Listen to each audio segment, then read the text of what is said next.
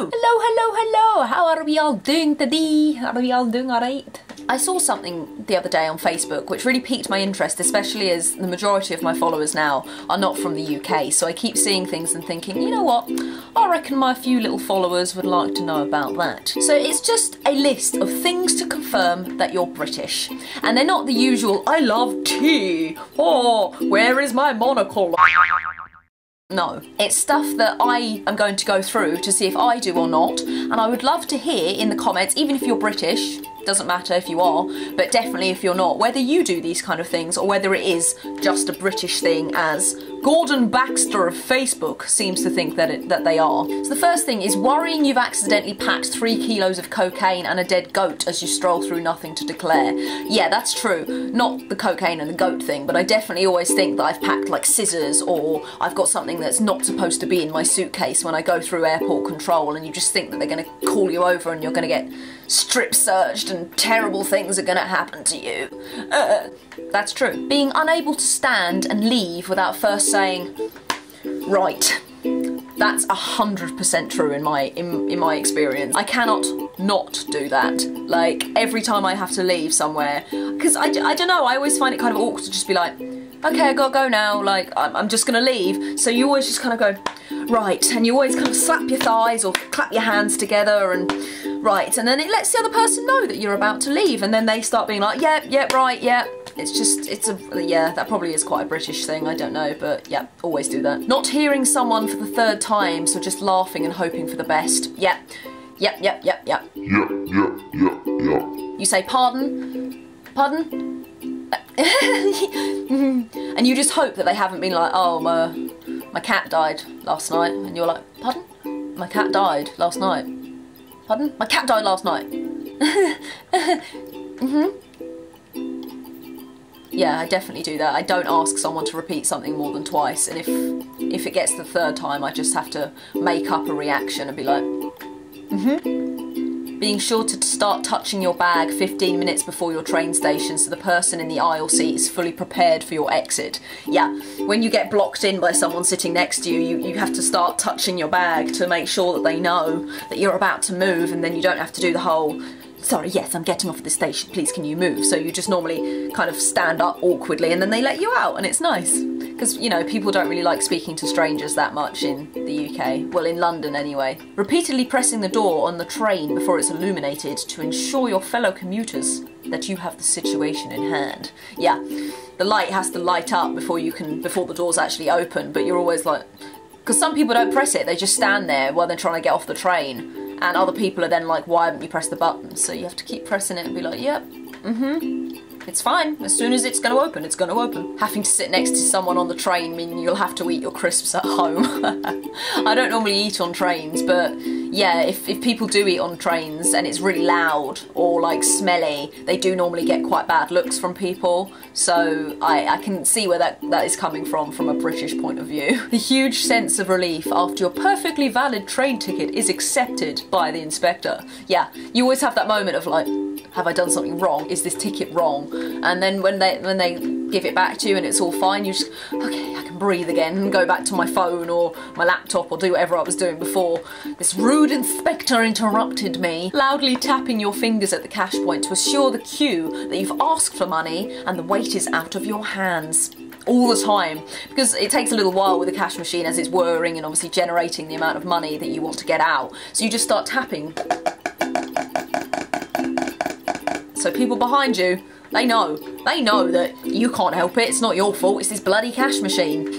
Looking away so violently as someone nearby enters their PIN that you accidentally dislocate your neck. Yeah, in England, obviously, it's very rude to stare at someone when they're doing their PIN into a cash machine. A PIN, if you don't know, is the code that you put in to get money out or to pay for things. And I work in a supermarket, as I've said a million bazillion times. And as a result, I take payments from people quite a lot, and as soon as they put their card in and start straight away, no, I'm not looking, please don't think I'm going to try and steal your card, no. Watching with quiet sorrow as you receive a different haircut to the one you requested. Being unable to pay for something with the exact change without saying, I think that's right. Yeah, literally all the time. You count it out, and especially if it's in pennies and 2 pence and 5 pence and it's a small amount, which is obviously going to take longer to count because there's more of them, you just say, I think that's right, and then the cashier has to count it themselves, and it's always right. It's very rare that it's wrong, but yeah, these are really accurate. Overtaking someone on foot and having to keep up the uncomfortably fast pace until safely over the horizon. That is so relevant to my life. I'm quite a fast walker and people get in my way a lot when they're walking slowly, so I have to go past them, but if they're going even a slightly faster than medium speed, I'm still behind them and I need to overtake, but obviously they're still kind of close to me, so I have to keep going really fast until I'm far enough away. Being unable to turn and walk in the opposite direction without first taking out your phone and frowning at it. You don't want people to think you're being weird for just turning around in the middle of the street and walking back the same way you just did, so you have to get out your phone, and even though it's on a complete nothing screen, you just have to...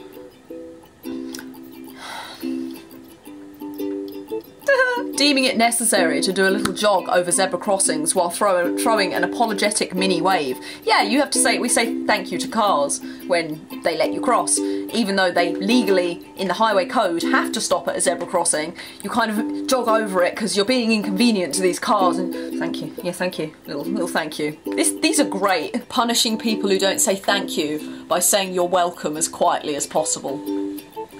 I do that all the time. If someone doesn't say thank you to me, I'm just like, yeah, you're welcome. But you don't want to say it loud enough that you're going to start something, so just a little passive-aggressive, you're welcome. After saying there's nothing about tea, of course there's something about tea, but to be fair, the overwhelming sorrow of finding a cup of tea you forgot about. Yeah, you made a cup of tea, you do something else because it's too hot. When you find it again, it's freezing cold. Some people put tea in the microwave to warm it back up again, but... not me, no. Running out of ways to say thank you when a succession of doors are held open for you, having already deployed cheers, tar and nice one. That is true. If you're going through a load of doors at the same time, in England we say thank you. Apparently in Germany, according to an English friend of mine who lives in Germany, she said that the Germans don't thank you at all for opening doors, which is probably very logical for the Germans, so before I get a load of comments like, yeah, well, it doesn't make sense to say thank you, does it? Because it's just wasting time. Well, in England, alright, we say thank you when we open doors, it's just a thing. But when there's loads of them, you've already said thank you for the first one, and then the second one, and the third one. So you just have to keep thinking up new ways of saying thank you. Cheers, yeah. Tar. Thank you very much. Thanks. Nice one. There's no more. Changing kind regards to just regards to indicate that you're rapidly reaching the end of your tether. That's so true. In an email especially, you always round it off with kind regards if it's to someone quite formal or like at work or something. But if you're fucked off with that person, regards. Hannah. Staring at your phone in silent horror until the unknown number stops ringing. Yeah, I never ever answer my phone unless I know who is calling me, because if they are important, they will leave a message. That's the end of it. And if they're important enough, then I'll have their phone number in my phone, won't I? So I can just answer it. No one's ever left a message to this day, so they're obviously just spam callers. I was right to ignore them. Hearing a recording of your own voice and deciding it's perhaps best never to speak again. When I watch back my YouTube videos and I edit them, I'm like, oh, Hannah, why do you do this to yourself? You sound terrible. And the last one on the list is filming an entire fireworks display on your phone, knowing full well you'll never ever watch it again. Guilty! So that was a bit of fun. I hope that you enjoyed it. Do let me know if any of those things are similar in your country or dissimilar.